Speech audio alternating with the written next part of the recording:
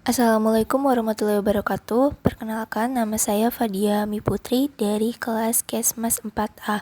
Saya akan menyampaikan materi tentang advokasi kesehatan. Selamat menyaksikan. Baik, pertama saya akan menyampaikan tentang pengertian advokasi. Advokasi kesehatan merupakan serangkaian kegiatan komunikasi untuk mempengaruhi penentu kebijakan dengan cara membujuk, meyakinkan, menjual ide agar memberikan dukungan terhadap upaya pemecahan masalah kesehatan masyarakat. Sementara, menurut Departemen Kesehatan, advokasi diartikan sebagai upaya atau proses untuk memperoleh komitmen yang dilakukan secara persuasif untuk mempengaruhi kebijakan publik dengan menggunakan informasi yang akurat dan tepat. Advokasi kesehatan adalah advokasi yang dilakukan untuk memperoleh komitmen atau dukungan dalam bidang kesehatan atau yang mendukung pengembangan lingkungan dan perilaku sehat. Berikut adalah tujuan dari advokasi. Yang pertama, diperolehnya komitmen dan dukungan dalam upaya kesehatan, baik berupa kebijakan, tenaga, dana, sarana, kemudahan, keikutsertaan dalam kegiatan maupun berbagai bentuk lainnya sesuai keadaan dan usaha. Yang kedua, adanya pemahaman atau pengenalan atau kesadaran. Yang ketiga, adanya ketertarikan atau minat. Yang keempat, adanya kemauan atau kepedulian atau kesanggupan untuk membantu dan menerima perubahan. Yang kelima, adanya tindakan atau perbuatan atau kegiatan yang nyata, dan yang keenam, adanya kelanjutan yang diharapkan.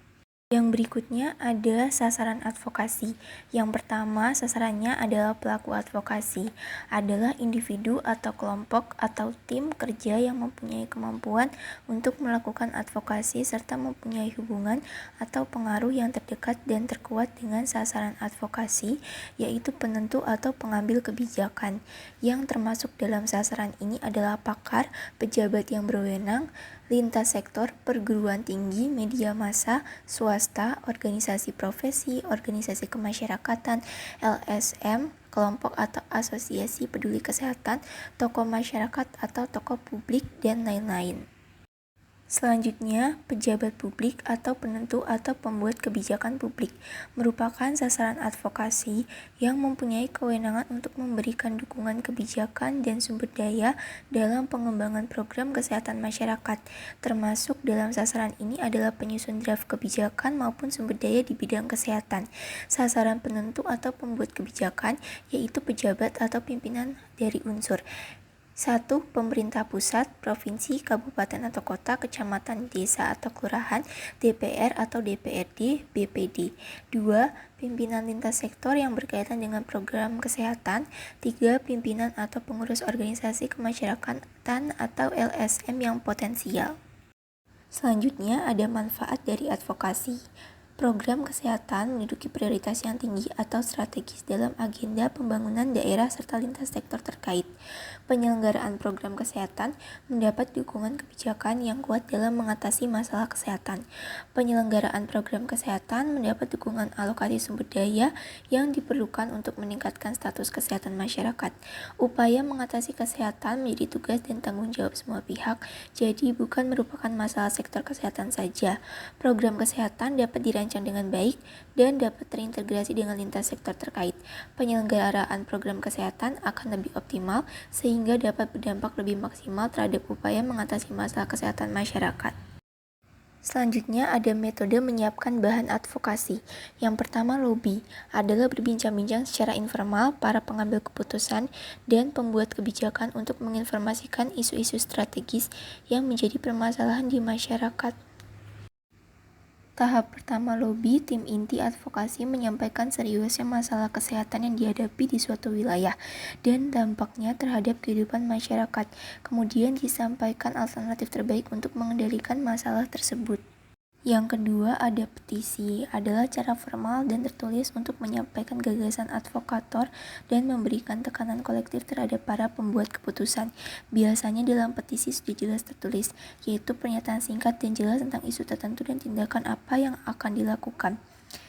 Dalam petisi tersebut tercantum nama dan tanda tangan individu atau organisasi serta identitas lainnya sejumlah pihak yang mendukung petisi tersebut. Semakin banyak pendukung, semakin meningkat perhatian penerima petisi. Di era teknologi informasi sekarang ini, karena besarnya peran sosial media, petisi sering dimanfaatkan oleh organisasi atau individu dengan mudah menggalang dukungan terhadap isu tertentu seperti lingkungan, kesehatan, pendidikan, dan lain-lain. Yang ketiga, ada debat. Pada dasarnya juga merupakan salah satu metode advokasi kesehatan dalam kelompok. Jadi spesifiknya adalah berbagai mengangkat dan membahas isu kesehatan dari pihak yang pro maupun kontra. Debat memberikan kesempatan bagi advokator untuk menelaah isu dari berbagai perspektif dan pandangan. Dengan metode ini, keterlibatan sasaran atau khalayak akan lebih aktif dan permasalahan kesehatan dapat dibahas dari berbagai sudut pandang secara tajam serta bisa lebih mendalam. Yang keempat, ada dialog. Hampir sama dengan debat, dialog lebih tepat digunakan sebagai metode advokasi melalui pendekatan kelompok. Namun, pelaksanaan dialog sebaiknya didukung oleh media massa, khususnya TV dan radio, sehingga dialog ini bisa menjangkau kelompok yang sangat luas.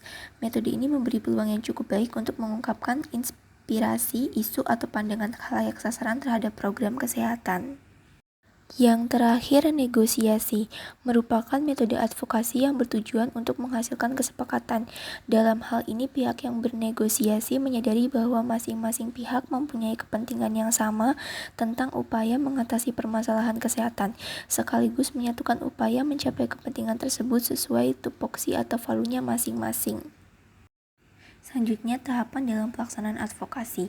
Yang pertama, identifikasi dan analisis masalah atau isu yang memerlukan advokasi. Kedua, identifikasi dan analisis kelompok sasaran. Tiga, siapkan dan kemas bahan informasi. Keempat, rencanakan teknik atau cara kegiatan operasional. Kelima, laksanakan kegiatan, pantau dan evaluasi serta lakukan tindak lanjut. Berikut ini adalah contoh advokasi bidang kesehatan. Yang pertama, kampanye promosi kesehatan. Contohnya kampanye PHBS, kampanye vaksinasi, dan kampanye ASI eksklusif. Cukup sekian presentasi dari saya, kurang lebihnya mohon maaf. Terima kasih. Wassalamualaikum warahmatullahi wabarakatuh.